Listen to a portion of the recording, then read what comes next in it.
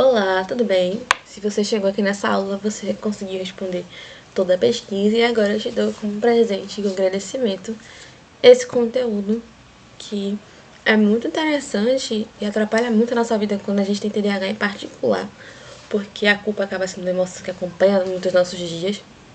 E hoje então a gente vai entender um pouquinho melhor o que é a culpa, como ela funciona e como a gente pode lidar com ela de uma forma mais produtiva, de forma que a gente procrastine menos, porque a gente vai saber administrar melhor a nossa culpa. Então, começando do começo, né? A emoção culpa, ela tem umas características, tá? A primeira é que ela não é uma emoção básica. As emoções básicas seriam medo, raiva, nojo, felicidade, tristeza. Ela não é uma emoção básica, ela é uma emoção complexa e uma emoção social, porque ela é uma emoção autoavaliativa, ou seja, ela depende de um julgamento de si mesmo. Você faz um julgamento de si mesmo e você começa a sentir culpa. E esse julgamento está associado a uma responsabilidade moral, ética que você acha que você deveria ter e uma sensação de empatia também que você deveria ter, que você não teve, enfim. A culpa aparece quando a pessoa acredita que causou dano a alguém, seja esse dano real ou simbólico, e sente que isso vai contra os seus próprios valores ou regras sociais internalizadas. Esse dano pode ser a gente mesma, tá? Por exemplo, você prometeu que você ia conseguir fazer o mestrado, ia passar na prova do mestrado. Só que aí você fica procrastinando de estudar para essa prova e quando chega o dia você não consegue passar. Aí você se sente culpada por conta daquele comportamento que você teve, que foi procrastinar o estudo de forma que você não conseguiu alcançar aquela meta que você queria muito. E aí agora você tá aí se sentindo mal por isso. E aí vem a culpa. Porém, a culpa ela tem uma vantagem muito interessante. Ela é reguladora de comportamento.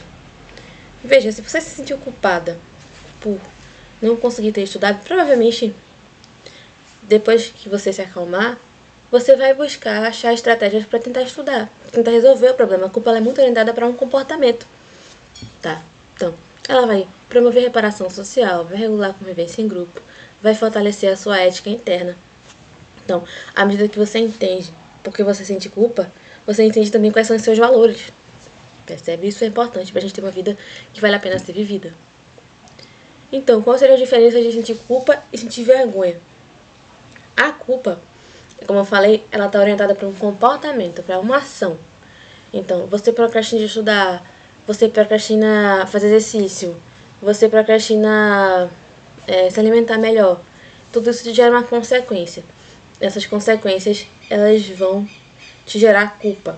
Mas a consequência veio do comportamento em si. Já a vergonha, ela tem a ver com o seu valor como pessoa. A vergonha, ela está intimamente associada à sua identidade. Então, vamos supor que você... Até a gente fala daquele termo vergonha alheia. Quando alguém faz uma coisa que a gente acha a pessoa ridícula, não é que a gente achou o comportamento da pessoa ridícula, a gente achou a pessoa ridícula por conta daquele comportamento e a gente sente vergonha alheia daquela pessoa, percebe? Então a vergonha, ela tem mais a ver com a identidade e a culpa mais com o comportamento, só pra esclarecer. Certo. Entendemos aqui a emoção da culpa, beleza?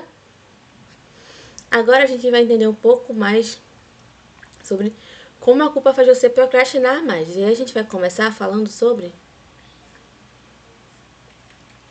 rótulos de culpa.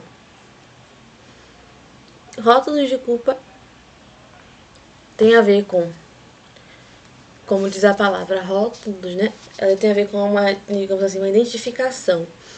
Cria-se um conceito sobre você mesma por conta daquele comportamento que você não conseguiu alcançar e daquele comportamento que você não está conseguindo mudar. Mas sempre bota na sua cabeça que a culpa está associada a um comportamento, tá? Por quê? Porque fica mais fácil da gente lidar com isso depois. Depois a gente vai conversar sobre isso. Mas, por exemplo, aí junto da sensação de culpa vem aqueles pensamentos mais disfuncionais, digamos assim. Ah, que você é uma pessoa preguiçosa, que você é uma pessoa descuidada, que você é uma pessoa lerda. Só que esses pensamentos não ajudam na mudança do comportamento. Eles ativam um modo defensivo, que você começa a querer se proteger dessas acusações e não mudar o comportamento que está te gerando esse sentimento. E aí, ao invés de evitar, ao invés de corrigir um problema, você vai querer evitar essas acusações. Percebe? Então, quando você se culpa os outros, você está gerando todo esse problema. Você está gerando um movimento de autoproteção e não um movimento de correção de problemas. Percebe?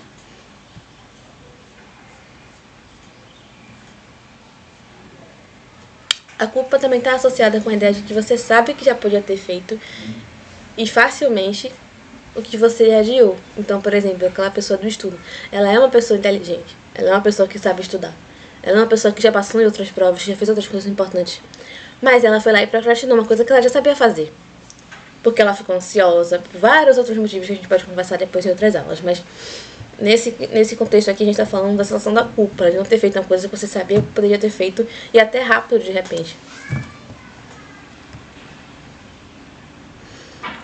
Quando você sabe que podia ter feito e sabe que podia ter feito até fácil, você se sente o quê? Humilhação. Por criar complicações desnecessárias. E aí, que é que essas humilhações, esses sentimentos negativos, essas críticas geram na gente necessidade de defesa, não necessidade de correção do problema. Então, pegando a linha, por que a gente tem que ter esse cuidado com a forma como a gente administra a nossa culpa? Porque ela vai colocando a gente no lugar de se proteger, se defender daquilo, e não no lugar de calma. Vamos abrir aqui e vamos ver quais são as possibilidades do que eu posso fazer para corrigir esse comportamento que está me gerando culpa. Tudo bem? Pegaram? A gente também vive uma cultura da culpa, que é definida pelos 3 grandes fatores, que são excessos de culpa, extensões e exonerações. Excessos de culpa tem a ver com ficar sempre encontrando falhas para criticar e repreender os outros. Perceba se as redes sociais atualmente não fazem esse movimento, né? Você tá ali como um espectador daqueles conteúdos, não é para você aprender, não é para você se divertir. Lá no fundo é para você criticar, é para você dar sua opinião, é para você apontar falhas. Então, a nossa cultura atualmente ela incentiva esse excesso de culpa, né? Ela cria essa normalização do comportamento de apontar, criticar e repreender os outros. As extensões. Não é sobre atribuir consequências. Lembra que a gente está sempre trazendo essas duas lógicas aqui. A lógica de eu culpo você e você se protege. E a lógica de eu aponto responsabilidade e aí você vai lá e, pela consequência de ter responsabilidade com aquilo, você muda o comportamento. Aqui a gente está falando de eu apontar e acusar, e ofender. Tá certo? Então, eu aponto e eu acuso não é somente o outro, sou eu mesma também. Tá bom? E por fim, as exonerações, que é como a gente está falando também, e eu vou reforçar, repetir até você guardar no seu coração, que é esse movimento de eu não quero me responsabilizar por uma coisa que eu estou sendo acusado de, né? Ninguém gosta de ser acusado de nada. Então, a gente não vai querer se responsabilizar por isso, a gente vai terceirizar essa responsabilidade para outra coisa. Foi uma entidade, que pode ter sido, mas assim, percebam que eu tô falando aqui no contexto de você tá querendo colocar essa responsabilidade para qualquer outra coisa porque você está se sentindo acusada com isso. Então você tá querendo se proteger, tá bom? Aí você joga para outra coisa. Não vai ser você tendo a responsabilidade dos seus comportamentos. E isso não é uma coisa que você faça de propósito. Todo mundo faz isso. Eu sou psicóloga há 3 anos e faço isso também, tá? Então assim, se eu me sentir acusada, eu vou tentar me proteger. Acontece, tá bom? Não se sintam mal. Enfim, a culpa, como a gente vem falando, ela distrai da resolução do problema. Então, a culpa vai tirando o prazer de ver essa culpa, essas acusações, essa coisa de eu tenho sempre que ficar me protegendo pra ninguém me acusar, e ao mesmo tempo eu tenho sempre que estar acusando os outros. Vai gerando um sufoco, né? Uma negatividade, uma autocrítica, uma autoculpa, e vai sufocando os outros também. Se você já conviveu com pessoas que são extremamente críticas, você sabe do que eu tô falando. Se você tem pensamentos extremamente críticos, você sabe do que eu tô falando, que é sufocante pra você e acaba sendo sufocante para pessoas próximas também, que estão tentando ali acertar e não conseguem, porque sempre tem uma crítica, sempre tem uma coisa pra apontar. Então,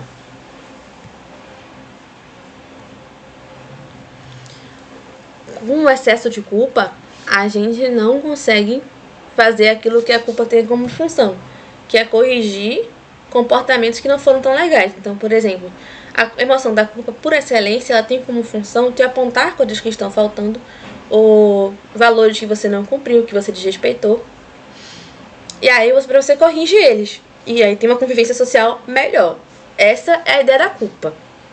Porém, um excesso de culpa leva a gente a se sentir acusado, leva a gente a se sentir ofendido, humilhado, e a gente vai tentar sempre se proteger. E isso aí não vai ajudar a gente a melhorar as circunstâncias que levaram àquele erro, que estão causando essa culpa. Você percebe que vira uma bola de neve, assim. Outra coisa importante também da gente conversar um pouco é essa diferença de preguiça para procrastinação. Porque a culpa associa muito a procrastinação à preguiça, né? Então, porém, preguiçoso é quem tem falta de vontade de usar um esforço ou energia para fazer algo. A pessoa tem a energia, tem a motivação, tem condição de fazer, e aí escolhe não fazer. Não é a realidade de quem tem TDAH, por exemplo, que é procrastinador crônico sem ser necessariamente TDAH. A pessoa que é procrastinadora crônica, ela gasta muita energia. Ela está ativamente evitando fazer tarefas que ela acha difícil, gerar algum desconforto. E isso requer um gasto muito grande de energia, só que essa energia está mal direcionada, está mal focada. Então, por exemplo, tu tem que estudar para a prova do mestrado. E aí, ao invés de estudar para a prova do mestrado, tu vai lá fazer uma faxina na tua casa. Tu acha que tu não vai ficar cansada fazer uma faxina na tua casa? Sabe, vai ficar cansada, tá gastando energia. Só não tá gastando energia com o que você gostaria, com o seu objetivo, que seria estudar para a prova do mestrado. Percebem?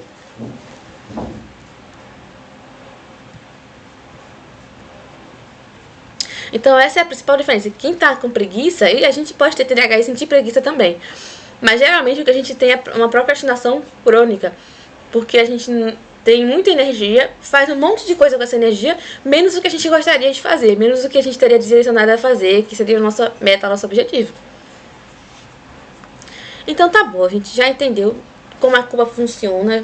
Em resumo, a gente entendeu que a culpa tem a ver com acusação, a culpa tem a ver, o excesso de culpa, perdão, tem a ver com acusação, o excesso de culpa tem a ver com você querer se proteger, né? A culpa por excelência não tem a ver com isso, a culpa tem a ver por excelência com uma necessidade de você corrigir comportamentos que não estão de acordo com os seus valores pessoais.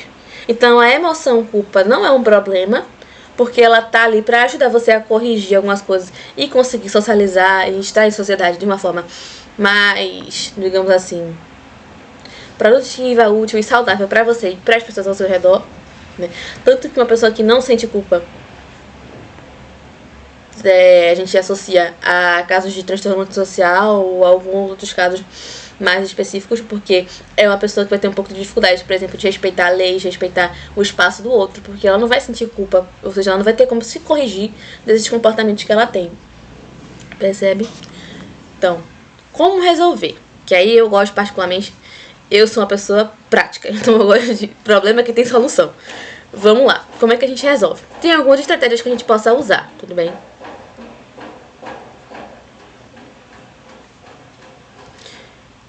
Primeiro a gente vai sair daquele modo defensivo e vai para o modo responsivo, que é isso. A gente vai começar a questionar esses pensamentos de acusação e vai transformar esses pensamentos de acusação em probabilidade.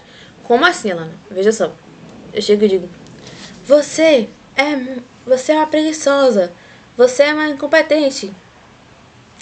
E aí a gente vai, dentro da situação, vamos supor que é essa de estudar para o mestrado, que é uma coisa que eu percebo que é importante, que a gente quer muito alcançar, mas é um pouco difícil por conta dessas barreiras comportamentais cognitivas que não se fala muito sobre, nessa questão do estudo, de produtividade no geral. Tem barreiras cognitivas muito importantes, especialmente se você é uma pessoa neurodivergente também. Então, você é uma incompetente, porque você não estudou, certo? De 0 a 100, qual é a probabilidade de eu continuar estudando enquanto eu tenho esse pensamento de acusação aqui? De 0 a 100%. Sendo 0, eu não vou estudar nada. E 100, eu vou conseguir estudar tudo. Enquanto eu estou pensando que eu sou incompetente, que eu sou inútil, que eu sou preguiçosa, que eu não sirvo pra nada, que eu não faço nada direito. Grande chance de estar em 0, 30, né? Por quê? Porque é uma acusação. E aí, entendido isso, você percebe que você está no modo de se acusar e não no modo de se responsabilizar. Tá? Então, quando você entende isso, fica mais fácil de você agir diferente disso. Então, transformar aquele pensamento negativo numa probabilidade vai te ajudar a perceber que você está agindo de uma forma contraproducente. Uma forma que vai te afastar do que você quer fazer de fato. E aí sim você consegue mudar a sua forma de ver, e aí você vai trazer outra perspectiva que é, vamos focar em resolver consequência, não justificá-las. Ações reparadoras, então a gente vai agir de forma a reparar aquele comportamento que a gente falhou anteriormente. Então, por exemplo, é estudar? Vamos associar o estudo a comportamentos agradáveis. Então, por exemplo, ao invés de a gente querer estudar 3 horas no dia e a gente não tá estudando nada, vamos focar em estudar 5 minutos e depois que a gente estudar, a gente vai fazer uma coisa que a gente gosta. Vai fazer um desenho, vai dar uma caminhada, vai tomar um sorvete, vai fazer um exercício físico, vai dançar uma música que gosta, vai fazer uma coisa produtiva que vai ser útil pra você, que vai ser divertido, que vai ser interessante. Por quê? Porque a gente vai associando o estudo a esse comportamento agradável. E aí o estudo vai deixando de ter aquele peso de ansiedade, de conforto, e vai se associando a um comportamento positivo, um comportamento mais leve. Tudo bem? Então, resolver problemas, né? Porque às vezes a gente tá, como a gente falou, a culpa ela aponta uma coisa que a gente falhou. Como é que a gente pode resolver então essa coisa que a gente falhou? Vamos ver. Então, né? Vamos lá. Primeiro, seria a gente focar em resolver o problema, e aí a gente pode pensar nesse problema, por exemplo, se for uma coisa mais objetiva, a gente pode pensar em transformar essa tarefa complexa, por exemplo, de estudar para o mestrado, 3 horas por dia, a gente pode focar em estudar 5 minutos por dia na primeira semana, depois a gente aumenta para 15, aí para meia hora, aí para 1 hora de repente, e aí é o seu máximo, tá tudo bem. Então você ir progredindo no processo dessa meta e você dividir essa meta complexa em coisas mais simples. Então vamos supor que eu tenho que estudar para o mestrado um livro de... Não tô achando o meu, mas assim, aquele livrão de 1000 páginas assim, que você tem que estudar para o mestrado, tem que saber de cabo a rabo cada coisa que tá ali para fazer a prova. Você não vai ler aquele livro inteiro num dia só, nem numa semana. Você vai precisar de alguns meses estudando aquilo. Então, você precisa transformar essa tarefa, que é muito grande e complexa, em algo que você possa fazer um dia por vez. Entendeu? Então, hoje eu consigo estudar quantas páginas desse livro. E consigo revisar e garantir que eu estudei direitinho quantas páginas. Pronto, é por hoje. Amanhã eu vejo. Percebe? Quando você torna a coisa mais proximamente atual e quando você torna ela mais simples, fica mais fácil de resolver. Fica mais fácil de dar conta. Tá bom?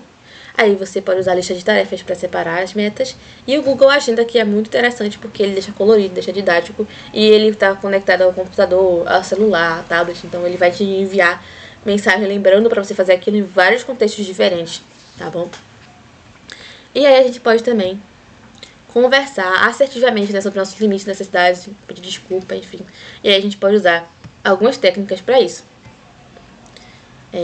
Isso aqui não é bem uma técnica, né, a lista de necessidades de suporte, mas eu acho sempre importante você ter uma lista com todas as suas necessidades de suporte. Por exemplo, caso você tenha tido, sei lá, uma crise de meltdown e aí você tratou alguém com muita grosseria sem necessidade nenhuma. E aí você pode, de repente, porque a pessoa te sobrecarregou e você não soube dizer. Aí você vai pedir desculpa pelo que você fez e depois você vai conversar com a pessoa e explicar suas necessidades de suporte para que não aconteça novamente, por exemplo, tá?